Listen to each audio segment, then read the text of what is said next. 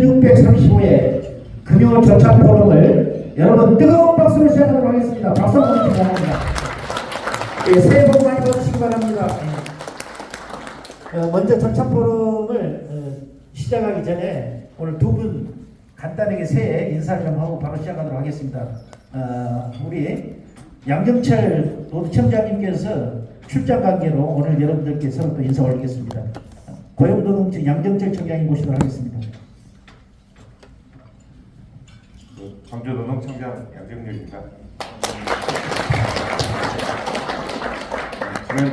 지난주에 인사드렸어야 되는데 집안 일이 있어가지고 못와가지고 이번 주 인사드리려고 이번 주에 왔습니다. 지난 8월에 제가 한번 여기서 저희 노동정책 소개하는 자리가 한번 있어가지고 그때 뵀었던 분들은 얼굴 기억납니다.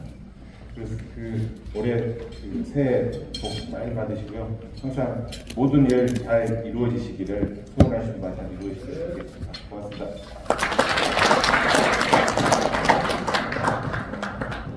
한 번만 더 인사를 드리도록 하겠습니다. 이번에 강주 지지의 글로벌 모터스 사장님께서 바뀌었습니다. 그래서 윤모면 사장님 모셨습니다. 네, 반갑습니다. 인사드리겠습니다. 네, 강주 글로벌 모터스 신임 대표이사로 지난 12월 7일에 취임했습니다. 벌써 또 한 달이 좀 된 것 같습니다. 하여튼 저는 그동안 현대자동차에 한 35년 근무하다가 우리 강주 글로벌 모터스의 대표이사로 이렇게 오게 됐는데, 제가 강주에서 중학교, 고등학교를 졸업하고 약 42년 만에 우리 고향 강주에 와서 일하게 돼서 너무 기쁩니다. 우리 이제 GCM이 올해부터 올 하반기부터 전기차를 생산하고 또 전기차를 또 수출하게 됩니다. 그래서 아마 이 자리에 계신 분들은 아마 올 8월 달부터 캐스포 전기차를 사실 수가 있습니다. 많이 좀 사 드시고요. 그 다음에 우리 캐스포터 전기차가 수출이 되면 여러분들이 또 로마나 파리, 또 런던, 또 일본까지도 수출합니다. 그러면은 많이 또 보실 수 있을 것입니다. 그때 많이 또 성원 좀 해주시고요. 하여튼 우리 고향 경제 발전을 위해서 최선을 다하겠습니다. 네, 감사합니다.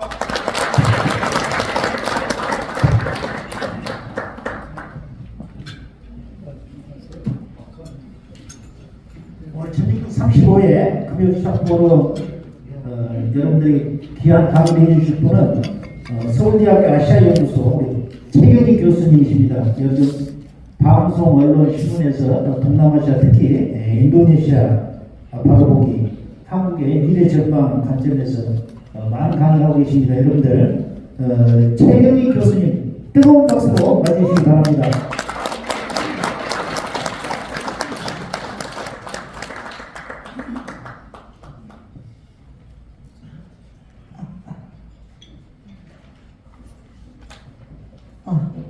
반갑습니다. 서울대 아시아연구소의 연구교수로 있는 최혜경이 인사드리겠습니다. 반갑습니다. 제가 작년에 KBS 이슈픽 쌤과 함께 인도네시아를 알리는 방송이 나오고요. 그래서 작년에 기업 강연을 좀 하는 편이게 됐어요. 사실은 그 전에도 공공기관이나 기업이나 저희가 쉬는 지역에 한국 기업이나 공공기관의 진출과 관련돼서 오랫동안 연구를 했기 때문에 그때 당시에 막 기업 관련을 했었는데 방송에 나오고 난 다음에 좀 대우가 다르더라고요. 역시. 그래서 오늘 강연 끝내시고 KBS 이슈픽 쌤과 함께 인도네시아 편이 있으니까 한번 보시고요. 최근에는 인도네시아에 대한 관심이 너무 많아갖고 유튜브를 보시면 3프로에서 동남아고 이런 데도 인도네시아 관련된 얘기가 많습니다. 저는 오늘 이 귀한 시간에 초대해 주셔서 너무 감사하고요. 이미 여기 이제 현대자동차의 GGM 사장님도 와 계신데 작년에는 한국과 인도네시아 수교수립 50주년 해였기 때문에 어마어마한 행사들이 있었고 한국의 경제의 미래, 사실은 미래뿐만 아니라 지금 현재에도 굉장히 중요한 우리나라의 파트너이거든요. 그래서 그렇지만 우리는 인도네시아에 대해서 사실 저도 석사 들어가서 때부터 배우기 시작해서 한 번도 초, 중, 고등학교 때 배워본 적이 없는 나라이에요. 그래서 여기 계신 분들도 한국과 인도네시아가 이 정도의 경제적으로 중요한 관계였어? 라고 오늘 처음 느끼실 수도 있는 분인데요. 지금 현재 중요하고 앞으로의 미래 관점에서도 더 중요한 인도네시아를 제대로 좀 보자라는 취지에서 얘기를 드리고요. 넘기는 거.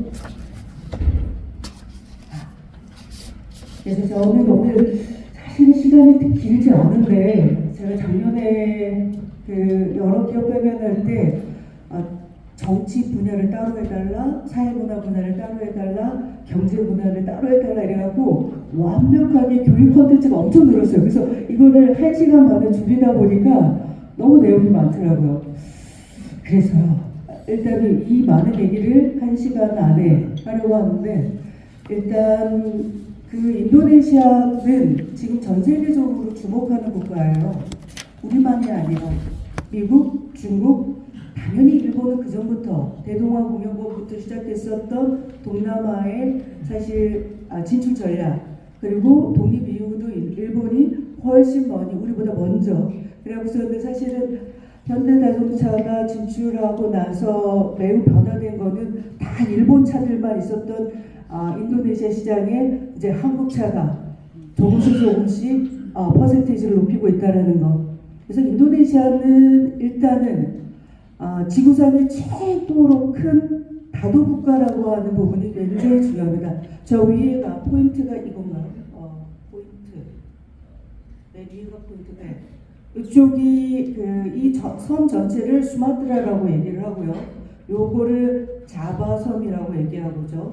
여러분들이 알고 있는 발리, 롬보, 여기가 누사 띵가라. 그다음에 이쪽이 동티모르. 지금 서티모르는 인도네시아 땅이고 동티모르는 동티모르라 나라는 거죠. 그다음에 여기가 술라웨시입니다. 그다음에 여러분들이 아주 익숙한 개념인 보르네오 가구. 이 섬을 보르네오라고 얘기하는데 옛날에 그랬는데 말레이시아는 보르네오라고 여전히 그러고 인도네시아는 이제 이 섬을 깔리만탄이라고 합니다. 이쪽으로 신수도가 이전을 하고 있고요. 그래서 깔리만탄의 동쪽이라고 하는 곳이 매우 지금 이제 핫한 플레이스이고요. 그다음에 이쪽이 이제 포스코가 니켈 생산지로서 최대 생산 공장을 만드는 헬마헤라 섬입니다.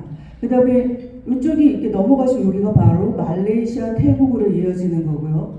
여기가 이제 몰라카 해협이고 이게 남중국해이죠. 이제 전 세계 물동량이 한 25% 많으면 20%가 흐른다는 여기고 우리나라는 이렇게 여기가 필리핀인 거죠. 지구상에서 가장 큰 최대 다도 국가, 그 다음에 여기 보시면 인구 세계 4위 국가예요. 그리고 인구가 계속적으로 성장하는 나라이고요.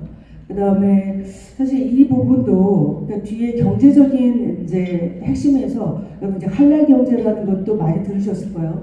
그래서 최대 무슬림을 보유한 국가라는 것도 중요하고요.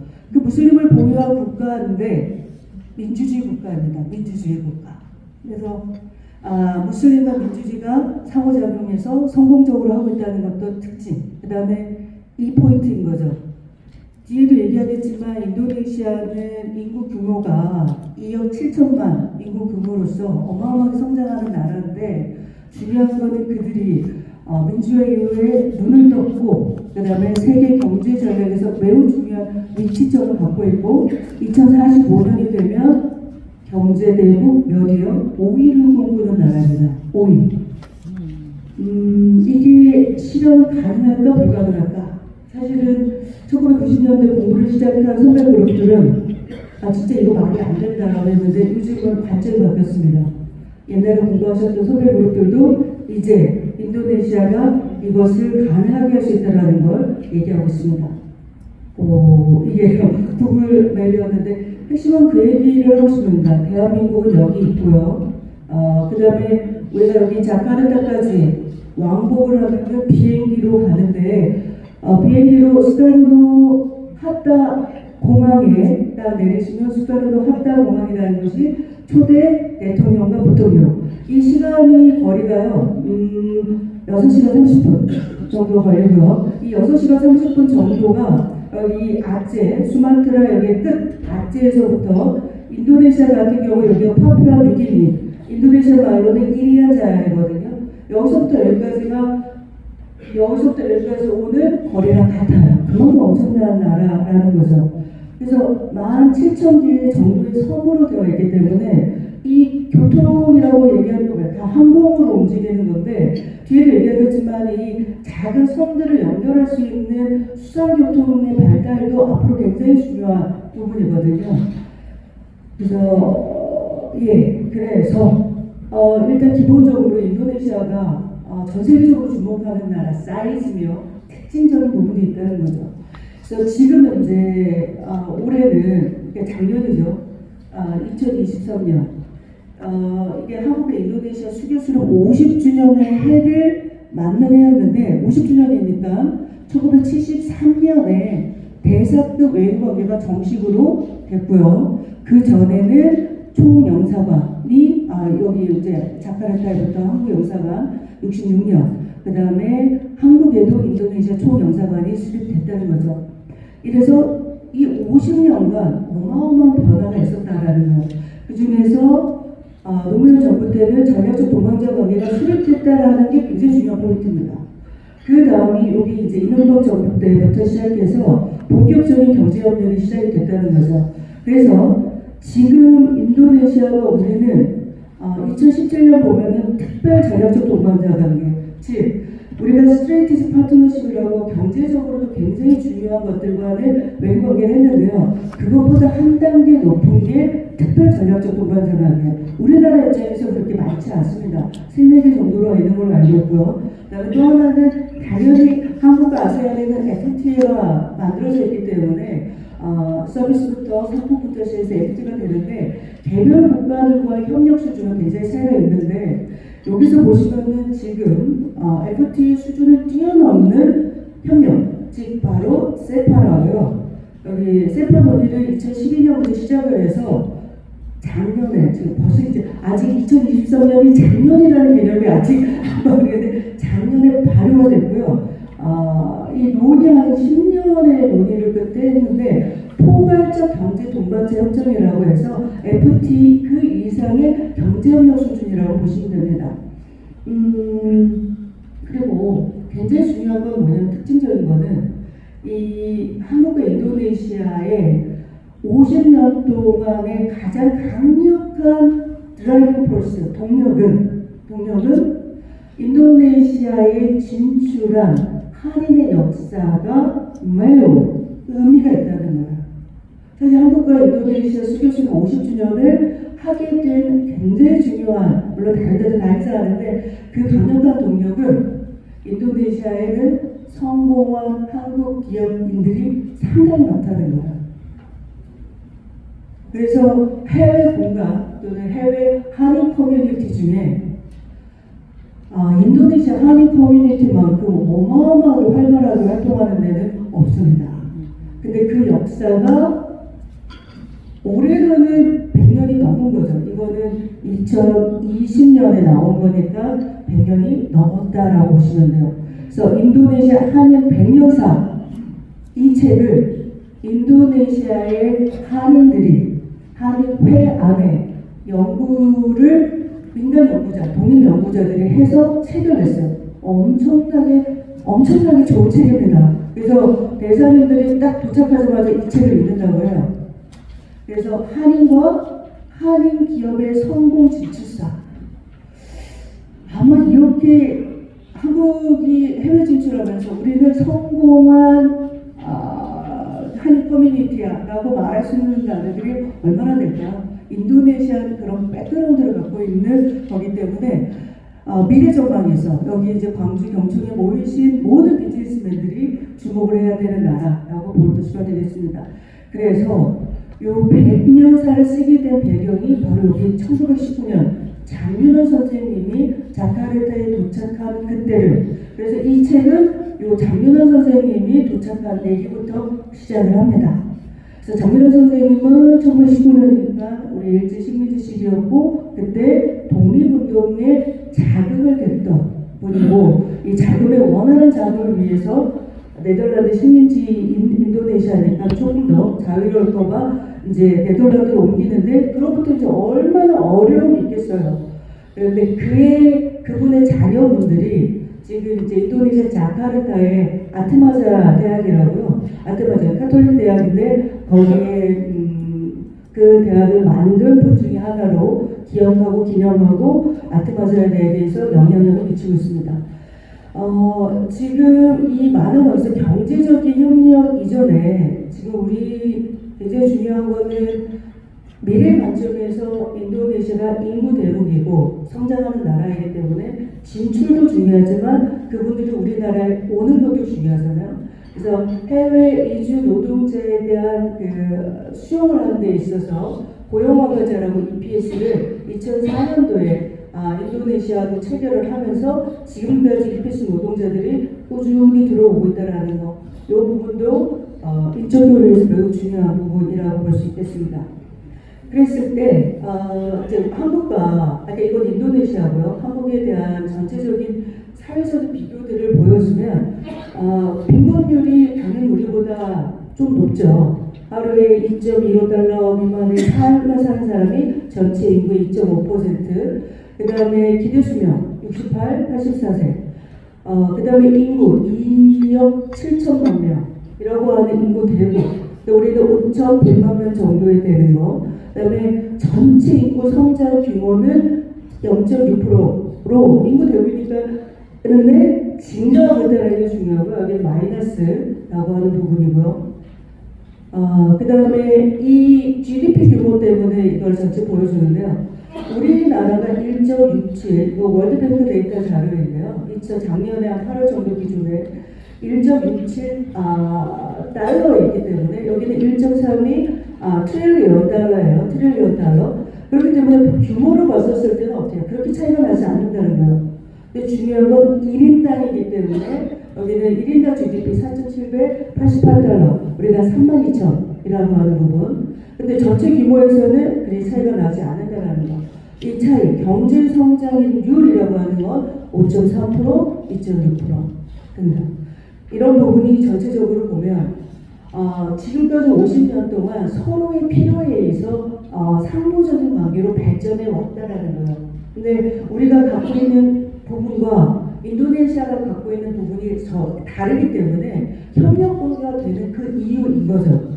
그래서 지금 인도네시아의 할인회의 모습은 엄청나게 활발한데 특징적인 거는 할인회가 당연히 성공한 기업가들을 중심으로 되어 있기 때문에 할인회 홈페이지에 보면요.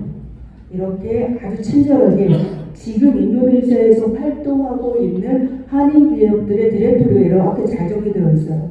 사실 이것도 쉽지 않은데 그만큼 기반이 되어 있다는 거죠. 2,166개 지금 현재 그러니까 거의 모든 분야에 진출되어 있어서 보십시오. 여기 제조업이 1,148개나 된다라고 하는 거 어마어마하죠. 아쉬운 거는 연구 분야가 하나도 없더라고요. 사실 한국과 인도네시아가 이렇게 장기적으로 이 협력하기 위해서는 연구협력 분야도 굉장히 진출해야 되는데 아쉽습니다. 그랬을 때 지금 현재 인도네시아에 진출한 한인 기업들은 이게 조금만 이름만 나열해도 엄청나게 큰 1968년이라는 것은 우리나라에 있어서 첫 번째 해외 투자 기업, 첫 번째 해외 투자 기업도 인도네시아에 진출한 거예요. 한국난방개발공사 에너지 분야죠. 그 코데코가 1968년에 처음에 들어가는 거. 보시면 큰 틀에서 보면요. 코린도, 지금도 코린도는 제게 인도네시아 수립, 코리아 인도네시아를 합친 코린도 기업. 네. 즉, 이 시작을 할 때 임원부터 시작을 해서 지금의 금융업법까지 해갖고 어마어마하게 성공한 기업이죠. 그 다음에 미원. 우리나라의 미원 사태 이후에 진출을 해갖고 성공한 미원, 삼성물산, 대우, 키베코, 그 다음에 잘 모르겠네요. 여기. 그 다음에 MG전자, 젠, CJ, 그 다음에 SK, 그 다음에 여기 보시면 그 다음부터 2000년대 이후로 보면은 이 은행까지도 KB 하나뱅크가 나가고 롯데마트 지금 롯데마트는 이쪽 이후로 진출해갖고 지금 롯데 에비뉴라고 하는 백화점을 운영을 하고 있죠. 롯데 에비뉴 백화점 안에는요 코리아 360이라고 하는 한류를 경험할 수 있는 우리나라의 한류 플랫폼 첫 번째가 자카르타에 오픈되어 있어요. 그래서 365일 동안 한국을 경험할 수 있는 곳이 공간이 있다. 롯데 에비뉴 포스코 여기요 포스코. 포스코가 이 뒤에 나오겠지만은 자바섬 중에서 서부 자바의 찔레본이라는 곳에서 오픈을 시작을 했는데 정말 초기에는 얼마나 어려움들이 많았겠어요. 그런데 지금은 미소 짓고 있습니다. 포스코가 인도네시아에 성공적으로 진출하고 난 다음에 지금 현재 아까 말했던 헬마이라 섬에 니켈 제련소를 만드는 만큼 성공적으로 사업이 확대되고 있다는 거. 그 다음에 한국타이어, 그 다음에 하나생명, 우리은행, 여기 파크레드군요. 예. 그 다음에 롯데, 그 다음에 이 롯데 케미칼까지 롯데도 굉장히 사업을 계속적으로 확장을 하고 있는 거죠. 그 다음에 여기 2019년 현대자동차 진출 앞에 한국과 인도네시아 수교 관계에 있어서 이게 보니까 저도 이제 자료를 보니까 인도네시아 친환경 자동차 공동개발 합의를 2012년부터 했더라고요. 세파 논의를 시작을 하면서 했었기 때문에 거의 오랜 수건의 사업이 인도네시아의 현대자동차가 진출해 가면서 본격화됐고 작년부터 전기자동차가 생산, 판매되고 있고 점점 동남아 시장으로 확대되는 거. 그래서 요거는 저희가 이제 작업한 것들 중에서 인도네시아 진출한 한국 기업들을 클라우드를 했었을 때는 어마어마한 기업들이 있다는 거. 요거는 이 포트라 공공데이터 자료로 저희가 만들어 봤습니다. 그랬을 때 지금 현재는 먼저 한국인들이 먼저 진출해서 비즈니스를 엄청나게 하고 있고 그러면 거기에 맞는 공공적인 세팅들이 이루어지는 거죠. 수능사가 나가고 그 다음에 구역가 나가고 그 다음에 대사가 나가고 그런데 지금 현재는 그 수준을 뛰어넘어서 얼마나 많은 고위급 협의회가 진행된다고 하는 것 그만큼 인도네시아는 비즈니스를 하는 사람들에게 제도적으로 굉장히 중요한 거버넌스가 다 갖춰졌다는 거예요. 근데 중요한 거는 인도네시아 비즈니스 하는 거는 쉬운 땅은 아니기 때문에 천천히 잘 꾸준히 준비하고 굉장히 중요한 거는 로컬 파트너들을 어떻게 만들어 갈 거냐라고 하는 부분이 중요하죠. 일단은 어쨌든 한국과 양국 간의 고위급 협의회가 군사정보, 산림협력, 경제협력위원회 아까 2012년부터 만들어졌다고 했죠. 전자정보 행정계 공동위원회까지. 사실 인도네시아가 민주화되는 과정 중에서 가장 모델화되는 나라가 어디였냐면 한국처럼 되고 싶다. 그래서 한국의 헌법재판소, 그 다음 한국의 전자정보 시스템, 한국의 부패방지위원회, 이게 한류를 쫓아가는 것 이전에도 이런 것들이 만들어지면서 수용을 한 나라입니다. 정책기획협의회, 차관급 전략대와 외교장관, 방산협력.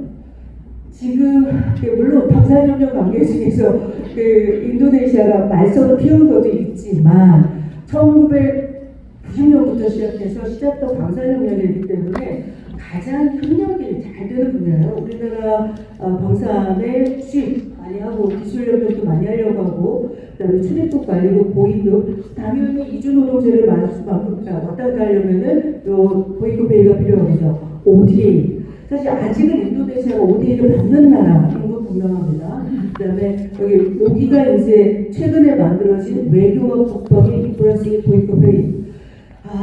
그 다음에 고위급 투자대원 지금 이제 뒤에 나오겠지만 내년이라고 지금 올해 2024년이 인도네시아 2월 14일이 최대 굉장히 중요한 정치적인 의미인데요. 그날 대통령이 뽑히는데 지금 대통령의 가장 인기 있는 사람이 조코이 대통령의 국방부 장관이었던 브라보 이 사람이 될 것 같다고 다 예측을 하고 있습니다. 자 그러면 이 지방자치제라와 인도네시아 넓은 땅에서 지방협력이 굉장히 있다는 거죠. 제가 이걸 보니까는 광주, 전남, 전북 다 있더라고요. 근데 중요한 거는 제가 이거를 연구를 해봤었을 때 그렇게 일단 MOU를 맺어놓고 활발하게 활동하지 않아요. 그렇기 때문에 아마 여기 그 광주 경청도 예를 들면 전남이 서부 자바주, 이 서부 자바주가 우리나라 한국 기업이 제일 많은 곳이거든요. 이미 MOU가 맺어져 있어요. 2001년. 그래서 광주 경총은 전담을 통해서 여기서 무슨 협력을 하고 있는지 어떤 일이 교류가 진행되는지 한번 보시면 더 비즈니스를 상상해낼 수 있으실 것 같아요. 쭉 보시고 보니까 전남에도 보니까 중부 술라웨시, 이 중부 술라웨시가 또 지금 아까 술라웨시가 깔리만따섬 옆에 있는데 좀 미래적인 것 같아요. 와우, 이게 왜냐면 할마헤라 지금 이제 포스코가 나간다고 하는 것이 다 술라웨시 쪽이거든요. 이미 MOU가 됐으니까 한번 가셔서 그 정찰하고 그걸 뭐라고 해요? 비즈니스 트립을 뭐라고 해요? 한번 가서 보시는 것도 중요할 것 같습니다. 그다음에 여기 전라남도 광양시가 반뜬주 찔레곤시라고 되어 있어요. 이게 포스코가 나가 있다는 그곳이라고 얘기했죠. 되게 빠르. 당연히 광양시에 포스코가 있나요? 네. 그러니까 계기가 막하는 거예요. 네, 그 다음에 여기 전라북도가 서부 수마트라주까지도 이렇게 되어 있군요. 분명히 이유가 있고 일하는 것들이 있기 때문에 제가 보기에는 광주 경협의 입장에서는 요의 리서치를 통해서 또 비즈니스 가능성도 모색을 해보는 게 중요할 것 같습니다. 그래서요, 작년에 어마어마한 일들이 한국 인도네시아 수교수를 50전에 행사했다가 어마어마하게 많았다. 관련된 자료들은 유튜브나 이런 것들이 되게 많고요. 이제 저는 학자로서 할 수 있는 일들을 했죠. 그래서 저는 여기 자카르타에 가서 뭐 요것만 있는 게 아니라 인도네시아 대사관에서 한 일도 있는데 중요한 거는 이제 저희가 입장에서는 뭐냐면 한국과 인도네시아가 지금까지 잘해왔는데 앞으로도 잘하려면 인도네시아에 대해서도 많이 잘 알아야 되잖아요. 근데 인도네시아에 대해서 잘 알기가 쉽지 않아요. 연구와 교육 환경이라는 것이 굉장히 취약하기 때문에. 그 다음에 인도네시아에서도 한국학이 굉장히 아직도 취약하거든요. 그래서 학적, 그 다음에 아카데믹한 교류가 서포터를 해준다면 정부 간 교류, 비즈니스 교류가 더 활성화되겠다. 이게 저희 연구자로서의 이제 생각인 거고요. 네, 그래서 작년에 이제 인도네시아 한인회에서 수교수를 50주년 행사를 하는 거 보면 지금도 활발하게 활동하는 기업들이 어마어마하게 많다는 걸 골프대 후원사들을 보면 알 수 있다는 거. 네, 그래서 저는 이제 요 책은 제가 오늘 강의를 끝내고 난 다음에 여러분들이 인도네시아에 대해서 공부를 해야 되잖아요. 그러면은 좋은 자료가 필요한데 요거 저희가 대외경제정책연구원에서 저도 공동연구로 들어가서 한국과 인도네시아가 수교수를 50주년을 만나는 다시 기념하여 이 책을 썼습니다. 이 책 나오고 뭐 대사님이나 뭐나 다 잘 썼다, 열심히 봤다 이런 얘기 많이 해주셨어요. 한 인도네시아에 우리가 세파가 있기 때문에 포괄적인 협력을 미래적인 전망에서 어떻게 해야 되냐, 정치하고 경제, 저는 이제 사회문화가 여기 굉장히 중요한 거 있죠. 인도네시아는 지금 현재 한류가 이런 표현을 쓰나미다. 코리안 웨이브가 아니라 코리안 쓰나미라고 얘기할 정도예요. 네, 그래서 인도네시아에서 한류는 한류 지수를 측정하는 한국국제문화교류진흥원에서 최고의 대중화 단계와 최고의 발전 단계를 갖고 있어요. 경제성장도. 그거를 2019년 이후 놓치지 않고 계속 1위를 찍고 있더라고요. 와, 정말 저도 이 현상을 제가 2000년대 초반부터 알지만은 그때도 젊은이들이 좋아했지만 이게 지속하고 이렇게 확대될 거라는 건 상상을 못했는데 아까 한인과 한국 기업과 인도네시아 사회가 한국을 바라보는 관점이 굉장히 친밀하고 따라가려고 하고 배우려고 하고 이 이 부분이 한류의 인기로 그대로 투영된다는 거예요. 제가 이제 요거 작년 12월 31일에 나온 논문인데요. 50년의 관계에 있어서 한류가 양국에 어떤 상호작용을 의미했느냐라고 하는 부분은 매우 중요합니다. 비즈니스에 있어서 한류를 당연히 다 차단하고 있기 때문인 거죠. 이거는 외교부 과제였었는데요.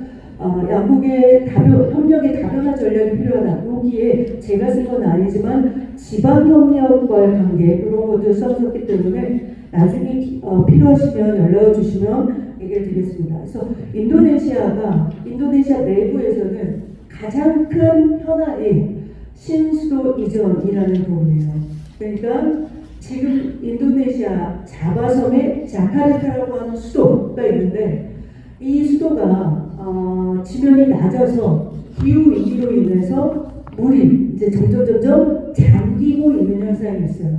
그리고 또 중요한 거는 압축 성장에 의해서 근대화돼서 다 서울로 자카르타로 다 몰기 때문에 자카르타가 이제 도시적인 기능을 하기에는 너무 한계에 도달했어요. 정말 비가 오면요, 5분을 갈 길을 2시간도 좋고 3시간도 좋고 차 속에서 있는 게 너무너무 큽니다. 사실 저는 자카르타를 좋아하지만 자카르타가 있으면 하루 이틀 지나면 빨리 한국 가고 싶다. 너무 교통체증이 심해서. 사실 그래서 인도네시아의 수도 이전이라는 이슈는 1960년대부터 있었던 이슈예요. 그런데 아무도 이거를 국가 아젠다로 세팅하지는 못했어요. 그런데 지금 현재 조코 위 대통령이 되어지면서 이 부분을 드라이브를 걸기 시작해서 수도를 이전합니다. 여러분, 인도네시아가 최대의 다도 국가이기 때문에 수도를 이전한다는 것은 우리나라의 서울 집중 현상을 분산시키기 위해서 행정수도로 이전하는 그 이상의 정치경제의 파워가 어마어마하게 작동하는 부분이라는 얘기예요. 그래서 이게 올해 2월 14일 선거에서 최대 쟁점이 됐지만 작년에 정리가 되면서 모든 후보들은 수도를 이전하는데 합의를 했습니다. 수도를 이전하는 거가 합의되지 않았을 때 정치적 불안정성 때문에 매우 어려웠는데 다 합의가 됐고요. 결과적으로는 뒤에 후보들도 다 보여주겠지만 일단은 불안정한 요소는 없다. 비즈니스를 하는 데 있어서 이것이 지속되는 안 되면은 한국 기업들한테도 매우 중요했거든요. 지금 이제 이 일들을 전체적으로 운영하는 게 신수도청. 지금 여기 보면 이부 꽃다 느그리 IKN. 근데 인도네시아 말은 아베체대로 발음하거든요. 그래서 이가 N이라고 얘기하는데 이부 꽃다 느가라. 요게 지금 새로 옮기는 수도의 이름은 아니고 약어로 부르는 거 IKN. 중요한 거는 이 신수도 이름을 누산따라라고 부른다는 거가 중요한 포인트입니다. 누산따라. 즉 우리나라의 행정도시 세종이라는 이름이 쓴 것처럼 누산따라. 근데 이 누산따라라는 이름이 인도네시아 말의 토착어예요. 인도네시아 17,000개의 전 다도 그 지역을 뭐라고 하냐면 누산따라라고 합니다. 그래서 인도네시아 가시면 TV 틀면 누산따라 이 얘기를 어마어마합니다. 그들의 가장 정체성 있는 단어 누산따라의 신수도 이름입니다. 그래서 당연히 한국 기업에게 있어서 신수도 이전이라고 하는 것들이 얼만큼 비즈니스적인 가능성이 있기 때문에 당연히 이 관련된 사람분들이 고위급이 와서 투자를 호소를 하는 거죠. 그리고 그래서 인도네시아 내에 있는 기업뿐만 아니라 한국에 있는 한국 기업들도 이쪽으로 투자를 해달라고 하는 요구들. 그래서 이제 광주 경청도 이 루트를 이해하셔서 빨리빨리 정보를 습수하는 것들이 중요할 거라고 보여집니다. 이 홈페이지, 아까 신수도청 홈페이지를 보시면 이 어마어마한 도시를 만들려고 하는 거거든요. 우리의 근데 가장 21세기의 키워드는 뭐예요? 디지털, 그 다음에 친환경. 정말 21세기형 미래형 도시를 만들려고 하는 부분이라고 볼 수 있습니다. 그래서 지금 현재 요 조코위 대통령인데요. 뒤에 허허벌판인 이곳에 여기 보면 아까 깔리만탄의 동쪽, 이쪽이 신수도의 지역입니다. 말리법판이라는 공항을 타고 가는 거죠. 그랬을 때 이 신수도 열대우림 65% 유지, 녹지 10%, 식량 생산지 도심지역 25%, 그거를 통해서 저탄소에 해당되는 에너지 전환에 맞는 탄소 중립 도시이자 완벽한 디지털 도시로 만드는 비전. 이거를 인도네시아가 해낼 거냐 못 해낼 거냐. 그게 바로 2045년 경제 5위를 가능하게 하는 비전이라고 보실 수 있는 거죠. 자, 그래서 이 4단계로 이게 2045년 다 포커스가 맞춰져 있어요. 2045년이 무슨 의미냐면 인도네시아의 독립 100주년 해예요.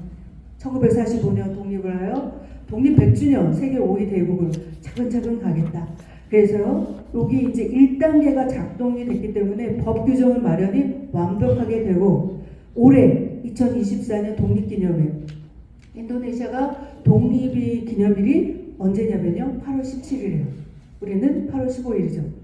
같은 해 같은 연도에 일본 패망을 듣고 그 이틀 차이로 발표를 했죠.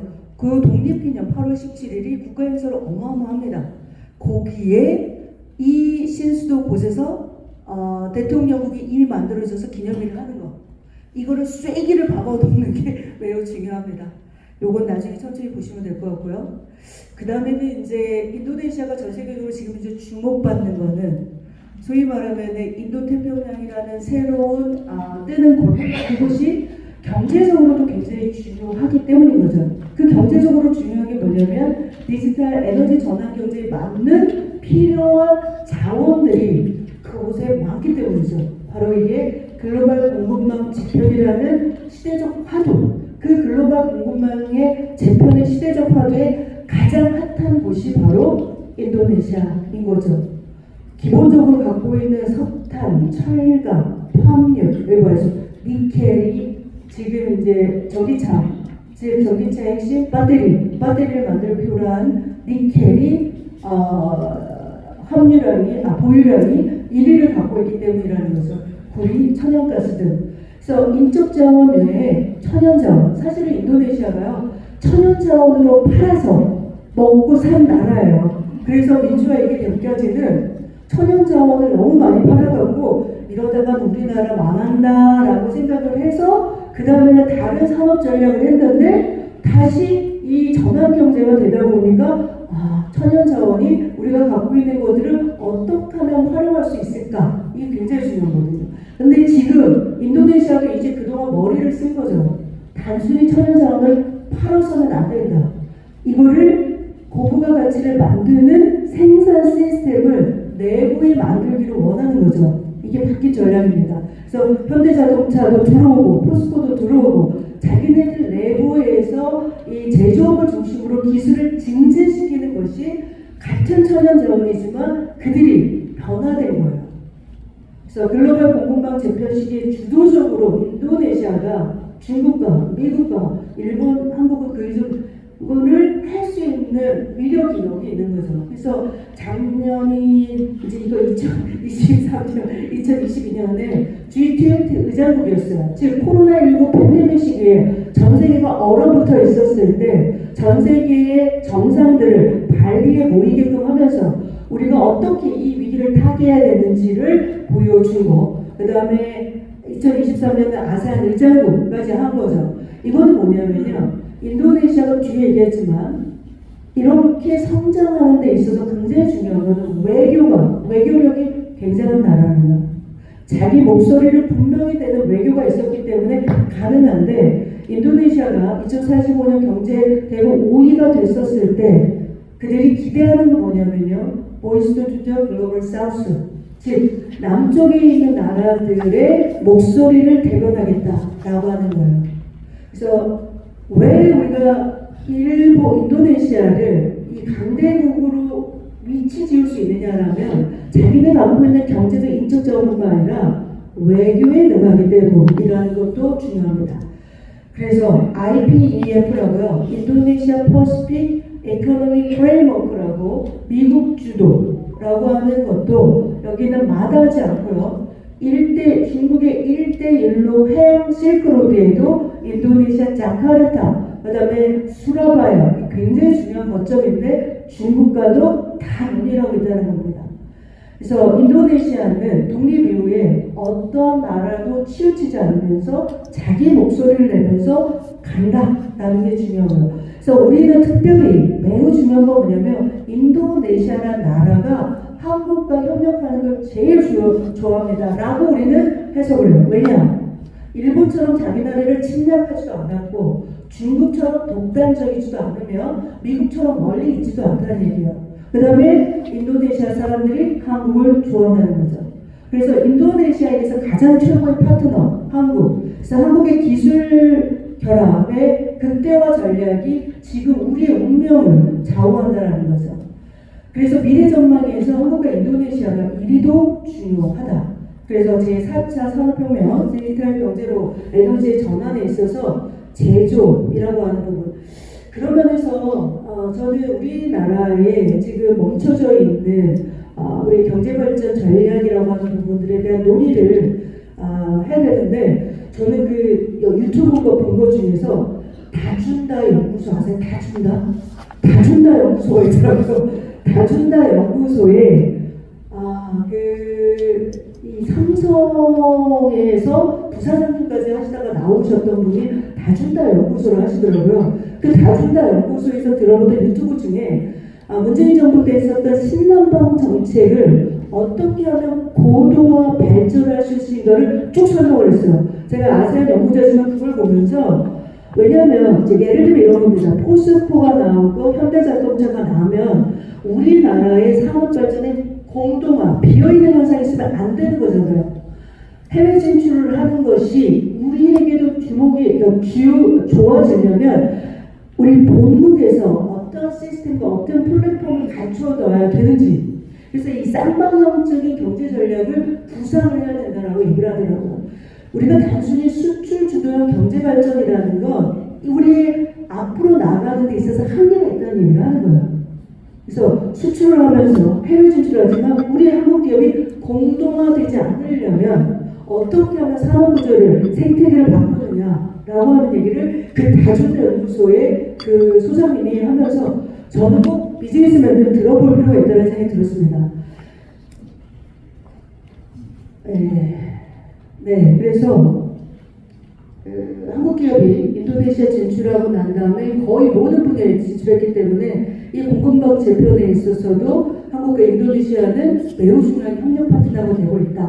그래서 현대자동차 여기 버카시 공장을 본격적으로 가동할 뿐만 아니라 이미 나가 있는 LG, 그 다음에 LG 에너지 솔루션, 배터리셀 합작 공장을 당연히 투자를 하고 진행을 하고 있습니다. 그래서 전기차 생태계, 이제 올해부터 전기차가 여기서 생태계를 한다는데 전기차 생태계는 한국과 인도네시아뿐만이 아니라 한국과 아세안 그리고 EU 국가 인도, 중앙아 이렇게 퍼지는 데 있어서 그런데 이제 전기차 생태계에 필요한 이 모든 거는 먹고 살고 하는 관광까지 다 함축되어 있는 거잖아요. 그러니까 이 생태계를 구축하는 데 필요한 비즈니스 맵들이 어마어마하다는 거죠. 아까도 얘기했지만 포스코 홀딩스, 포스코 크라카타 스타일뿐만 아니라 홀딩스가 아까 할마라성 웨데바이 공단에 이미 지금 착공이 들어간 걸로 알고 있습니다. 그래서 2000사지 소재, 니켈 중간재를 이렇게 많이 생산하려고 한다. 제가 이제 작년에 포스코 그룹에 특강을 갔었어요. 저는 포스코가 이미 진출되어 있는데 왜 저를 부를까? 그런데 그렇게 얘기하시더라고요. 우리는 경제는 빠듯하게 알았지만 인도네시아 정치는 잘 모르고 사회문화도 모르니 이제 우리의 포스코 그룹이 인도네시아를 가려면 전반적으로 다 알아야 돼서 강의가 필요하다고 얘기해 주시더라고요. 정말 열심히 들어주셨고 이 기회로 제가 포스코 그룹 홈페이지에 들어가 봤어요. 와, 포스코 그룹의 홈페이지를 보는 순간 여기는 인도네시아가 없으면 못 살겠구나. 완전 물론 중남미도 다 진출되어 있고 다 있는데 정말 포스코가 인도네시아와 너무 긴밀해지겠구나라는 걸 더 느낄 수 있었습니다. 자, 여기서 바로 여기가 아까 깔리만탄섬 여기, 그다음에 여기 술라웨시라고 이미 MOU도 맺어 있더라고요. 그다음에 여기 보면 헬마헤라, 여기가 헬마헤라입니다. 이쪽이 왜 중요하냐면요. 아세안 전체적으로 봤었을 때 여기가 대륙부 아세안과 해안부 아세안 중에서도 말레이시아, 인도네시아 이쪽 동쪽은 서쪽은 되게 발전됐다는 지역이에요. 그런데 이쪽 동쪽은 거의 발전이 안 된 해안권이에요. 그 해안권을 발전시키는 데 있어서 굉장히 중요한 거점이 요 술라웨시 헬마헤라 섬인데 요 부분을 한국이 잘 해주신다면 정말 여기 보면 여기가 가까이 필리핀 거거든요. 요즘 호주 이거고요. 이게 바로 핫플레이스 인도태평양 지역이라는 거죠. 그래서 할마헤라는 우리나라의 포스코 홀딩스가 이 니켈 재료수를 만드는 거 이전에 새로 뜨는 최고의 관광지라고 보시면 돼요. 천연의 바다, 에메랄드빛 바다라는 거죠. 그래서 여기 중요한 포인트는 다 얘기를 했는데 그렇기 때문에 그 다음부터는 이런 편안한 얘기를 들으시면 됩니다. 지금 인도네시아는 리퍼블릭 오브 인도네시아 공화국이죠. 우리가 리퍼블릭 오브 코리아인 것처럼 같은 정치 체제를 갖고 있습니다. 지금의 수도는 자카르타지만 이게 옮겨진다고요? 어디로? 수도. 예, 까리만탄, 누산타. 오늘 교육의 효과는 대단한 것입니다. 누산타라를 아시는 것만으로. 그리고 면적은 한반도의 9배. 그 다음에 당연히 적도를 중심으로 쭉 섬들이 되어 있기 때문에 우리가 느끼는 사시사철 더운 나라. 사시사철 더운 나라죠. 사시사철 덥기 때문에 이렇게 표현해요. 사계절이 아니라 비가 많은 우기, 그 다음에 건조한 건기로 얘기를 하면서도 고온 다습. 이 고온 다습. 그러나 이제는 기후이기 때문에요. 몇 분 남았다고요? 15분 전에. 고온 다습하다라고 얘기하는 거는 우리나라 지금 여름이 되면 한국에 있는 것보다 인도네시아에 있는 게 더 시원하다고 얘기해요. 많이 바뀌었다고 그러더라고요. 우리는 진짜 8월이면 어마어마하게 고온이었을 건데 그렇습니다. 일단 열대성 온수기후, 우기와 건기가 나눠지는 거 인구 얘기했죠. 특징적인 건 이 부분. 인도네시아는요 종교가 다원화되어 있는 나라예요. 무슬림을 최대로 보유하고 있지만 종교의 자유가 있는 나라예요. 그런데 중요한 건 종교가 없으면 안 돼요. 무신론이면 안 돼요. 희한하죠? 여기에 비밀이 있는데 오늘 다 비밀까지 하기는 어렵고 그 다음에 언어는 바하사 인도네시아를 쓴다라는 거 모델을 보시면 되고요. 자, 그래서 인도네시아인이라고 얘기하는 거는 원래 있었던 거를 아니에요. 네덜란드 식민지 시절을 통해서 전체적으로 여기가 인도네시아 땅이라는 구획이 네덜란드 식민지 시절부터 만들어진 건데 네덜란드 통치자들이 원래 거기에 있었던 사는 사람들 인랜더라고 하는 개념을 썼고요. 이거는 인도네시아 연구원은 최고의 유명한 사람 베네딕트 앤더슨이라고 하는 상상된 공동체에 즉 어떻게 근대 국가가 만들어지는지를 인도네시아를 사례를 통해서 분석한 이 그래프예요.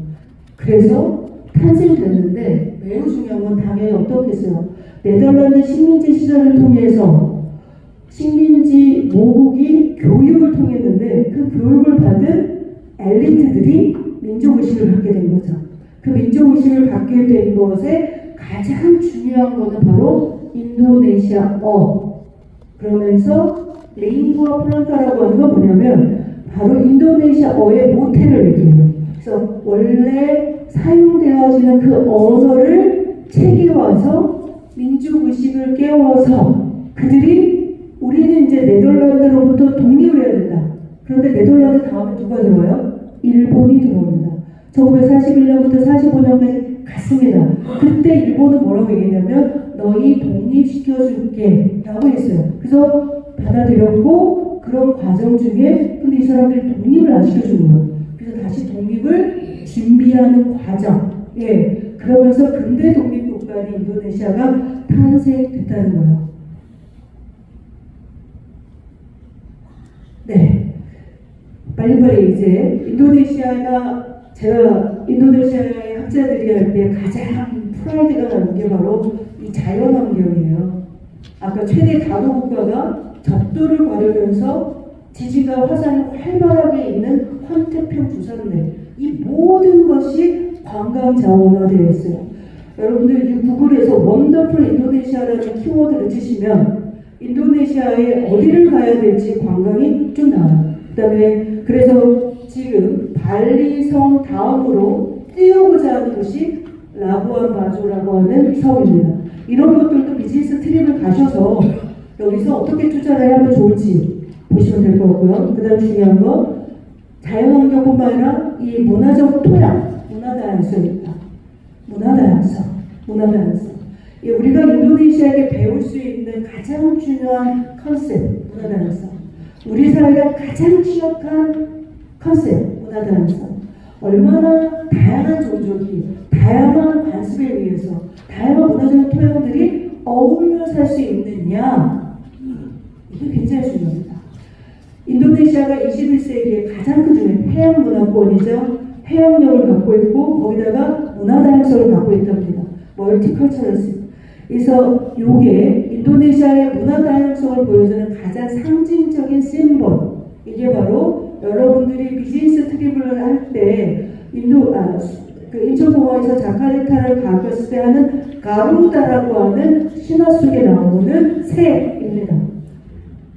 가루다 항공의 다목의 안에가 바로 국가 이념이 포함되어 있는 거예요. 요게 45개, 1945년 독립을 의미하고요. 요게 17개를 의미해요. 8월 17일, 1945년 통치 이념, 그 다음 베데카 뚱가리카, 이게 산스크리트어인데 바로 다양성 속의 통일이라는 거예요. 이들의 정체성이에요. 이 정체성을 이해하는 데 있어서 매우 우리가 배우고 이해해야 될 부분이에요. 그래서 일일이 다 설명을 못하니까요. 문화다양성. 그래서 그렇지만 문화다양성. 근데 여기가 굉장히 정잡고 반듯하고 자기 토착적인 문화가 있다는 거. 지금 아까 신수도청의 커뮤니티들 데리고 오시는 겁니다. 아주 얌전하시죠? 정잡고 바로 이게 송꽃, 그 다음에 여성들이 입는 전통 의상 끄바야, 실버, 그 다음에 메라푸티, 이게 이제 국가를 의미하는 인도네시아 국가 있죠. 또 빨간색, 흰색, 메라푸티, 요것이 가장 인도네시아 심볼릭한 문화적인 상징이 아닐까 싶습니다. 그래서 45년 공화국으로서 인도네시아가 독립을 선언했고요. 또 여기도 레파토리가 큰데 어쨌든 이게 이제 초대 대통령입니다. 수카르노 부통령 하타. 그래서 공항 이름이 뭐라고요? 수카르노 하타공항. 초대 대통령과 부통령.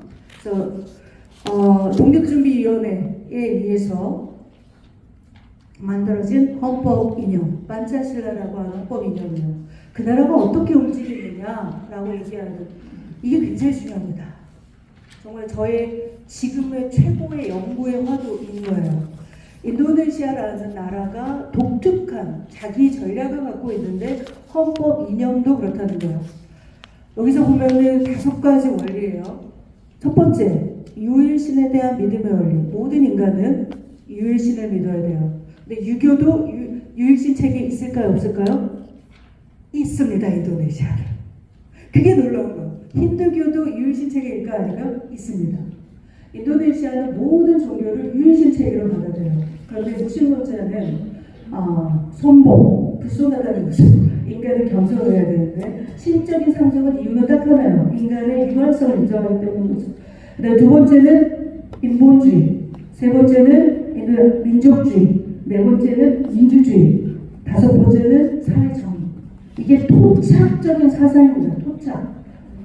그래서 인도네시아 아까 국장에는 이 이 5가지 원리에 대한 얘기를 하고 있는 거고요. 그 다음에 인도네시아가 인정하는 종교 6가지 종교를 얘기합니다. 그래서 당연히 최대 종교 이슬람, 그 다음에 프로테스탄, 그 다음에 카톨릭, 그 다음에 힌두교, 그 다음에 유교, 그 다음에 토착 종교까지.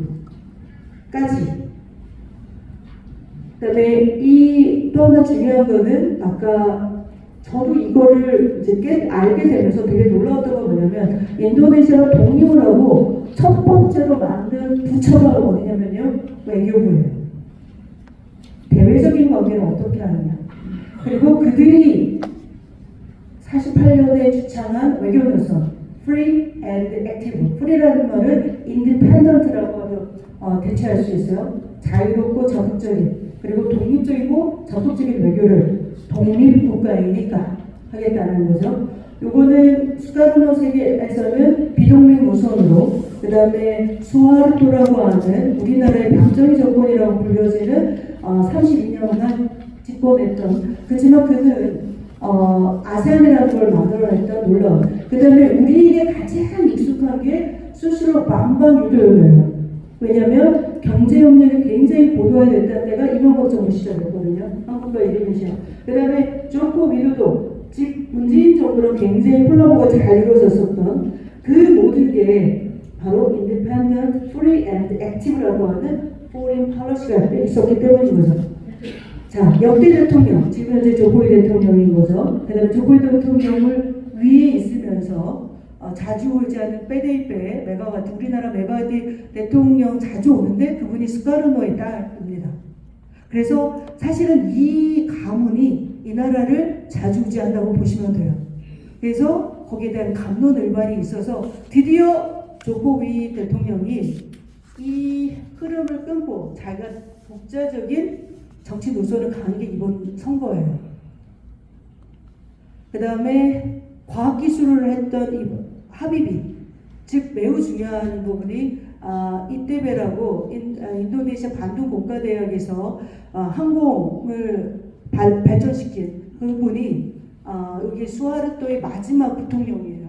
그리고 수하르토 대통령이 IMF 외환위기를 맞았을 때 이제 그만 군중들이 시위를 할 때 이제 그만 내려오셔도 될 것 같습니다라고 말씀해서 내려오고 하비베 대통령이 과도기 정부를 하면서 민주화 이행을 시기를 한 거죠. 그러고 나서 여기 초대에 그 종교 지도자가 이 대통령이 됐던 첫 번째 경험, 그 다음에 요 스카르노의 딸이 대통령이 됐던 경험, 요게 이제 간접 선거에 의해서 두 번째인 거고요. 최초 직선제 대통령을 뽑는 게 바로 유도요노 대통령이에요. 그리고 난 다음에 직선제 중요한 거 뭐냐면 이분은 아직 유도요는 군부 출신인 거죠. 그런데 여기는 최초 민간인 직선제. 그래서 완벽한 체제 이행을 통해서 민주주의를 성공한 케이스에 해당되는 겁니다. 그걸 보시면 될 것 같고요. 특징적인 거는 권력 이양이 굉장히 자연스럽게 이루어진다는 거예요. 인도네시아 경제연합. 그래서 제가 이거를 일일이 얘기를 다 안 드리는 이유는 이거 보시면 돼요. 나쁘지 않다. 그다음에 중요한 거는 이 제조, 광산, 농림업, 도소매, 건설, 운송, 창고 약간 이것이 더 많이 발전돼야 된다라고 하는 것들이 키워드입니다. 퍼센테이지가 더 커져야 되는 부분인 거고요. 그래서 지금 이제 인도네시아의 경제 성장은 수출보다는 어디라고요? 내수 시장이 발달되는 사회예요. 내수 시장. 그 다음에 이 내수 시장 중에서 식음료, 주택거주, 교통통신, 비영리, 의료 이렇게 되어졌을 때 중요한 거는 여기 보면 교통통신이 제일 퍼센테이지가 많고요. 그 다음에 식음료 분야가 많다는 얘기예요. 인도네시아를 가면요, 이 나라는 역시 먹고 노는데 확실하구나. 이게 굉장히 잘해요. 그래서 우리는 이 사람들처럼 놀면 큰일 나겠다 싶을 정도로 먹고 노는 걸 잘합니다. 그게 바로 이슬람 문화적 페이스 5분 종료한 거랑 같습니다. 자, 한국은 그런 면에서 교육 7위국이고요. 그 다음에 교육국 7위, 그 다음에 앞에는 투자부였군요. 수출에, 네. 교육국 7위, 수입 수출, 그 다음에 우리 인도네시아가 상위 10대 수출 분모, 그 다음에 수입 분모 이렇고요. 한국은 투자 외에 627위로 왔다 갔다 합니다. 당연히 가장 강력한 게 싱가포르, 중국, 홍콩, 일본, 미국, 말레이시아 이들과 견주고 있는 거죠. 자, 그 다음에 인도네시아가 민주화 이후에 경제발전 전략을 갖고 있다는 게 중요합니다. MP3EI라고 인도네시아 전역을 지금은 하나, 둘, 셋, 넷, 다섯, 6개 경제회랑으로 움직여내고 있고요.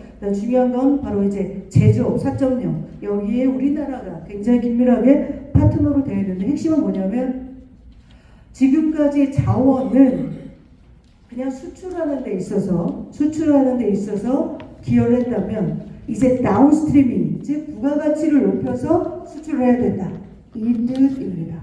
그리고 아까 그 경제회랑의 곳곳에 수마트라, 칼리만탄, 자바, 누사텐가라, 술라웨시, 말루쿠, 파푸아 곳곳에 있는 지하 자원, 천연 자원을 어떻게 다운스트리밍 할 거냐. 다운스트림, 즉 기술력을 작동하여 부가가치를 어떻게 높일 것이냐. 메이킹 4.0은 진행되고 있다라고 보시면 되고요. 인프라 산업 계속 잘 진행되고 있고요. 디지털 경제, 당연히 디지털 경제는 인도네시아의 코로나19 때 엄청난 발전했기 때문에 이게 거기에 맞는 하나하나의 로드맵이 다 있다는 거예요. 그래서 아세안 국가들 중에 인도네시아가 디지털 경제에서의 마켓 어마어마하게 크고요. 성장하는 비즈니스다라는 거고요. 그래서 인도네시아를 가시면 모든 앱으로 다 가능합니다.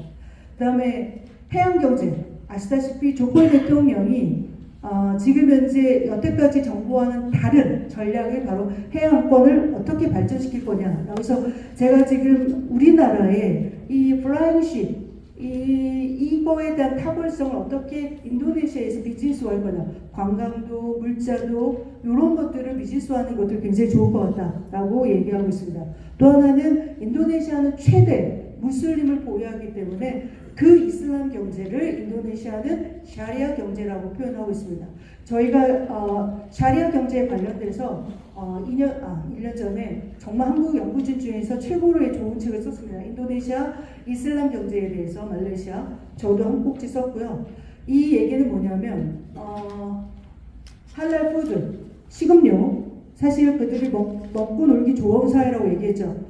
우리도 많이 할랄을 통해서 많이 진출하고 있는데 어떻게 하면 더 많이 진출할까? 할랄 관광 산업, 패션, 그 다음에 미디어, 교육 콘텐츠, 그 다음에 의약품, 그 다음에 화장품, 그 다음에 뱅킹, 그 다음에 중요한 거는 자본시장을 어떻게, 은행권이죠. 그 다음에 사회보험, 자카드, 와카브는 되게 특징적인 이 분야들이 인도네시아가 최근에 전 세계 4위에서 3위로 올랐다는 거고요. 그리고 탄탄소 경제 매우 중요하죠. 그다음에 중요한 건 한류처럼 우리도 그들이 한류를 꿈꾸는데 우리도 그렇게 되고 싶다라고 하는 창조 경제 전략을 갖고 있다는 얘기입니다. 제가 이 얘기를 왜 이렇게 스킵을 하냐면요. 자세히 하려면 어마어마한 얘기들이 있는데 일단 이런 게 작동되고 있다라고 이해하시면 됩니다.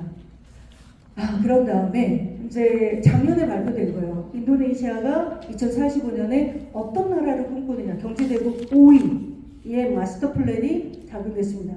인도네시아가 좋은 건 뭐냐면요. 정치적으로 엄청나게 싸워도 이전 정부가 했던 경제 전략은 폐기되는 법이 한 번도 없습니다. 그 때문에 2045년 경제 전략은 그대로 간다라고 보시면 돼요. 그 중에 가장 핵심의 정신은 뭐냐면요. 바로 혁신이다. 기업의 혁신, 관료의 혁신, 모든 혁신을 통해서 2045년 된다. 자, 그래서 인도네시아는 정치 경제에 이렇게 돌아가는데 누가 결정하느냐? 바로 파워 엘리트, 관료, 재계, 종교계가 작동된다라는 걸 보시면 되고요. 지금 아까도 조코위 대통령이고 지금 이제 올해 선거를 되면 제일 많이 얼굴에 그칠 뿌라고 인 거죠.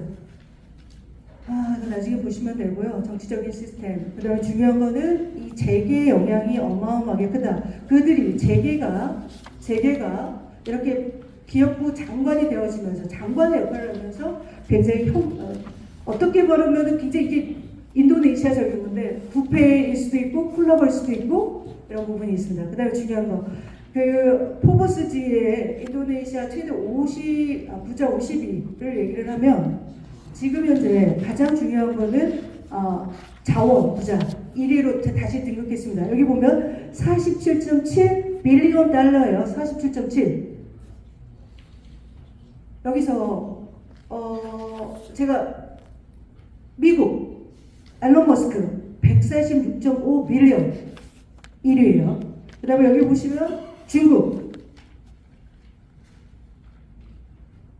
42.2 빌리언.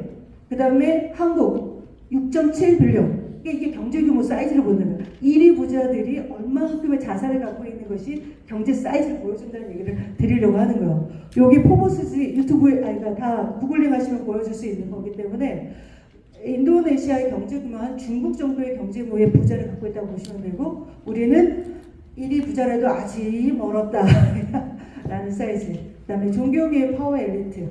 지금 종교계의 마제리스 울라마 인도네시아 무이라고 하는 부분들과 나하다투 울라마 무함마디아 이 부분들이 인도네시아의 45%의 무슬림을 움직이는 사람들입니다. 그래서 인도네시아 현 외교부 장관인데 인도네시아 갖고 있는 강점, 약점 제가 얘기를 요건 앞에 본 다 드린 거고요. 약점은 뭐냐면 아직 절대 빈곤층, 중산층이 취약하고 불평등한 사회가 높다.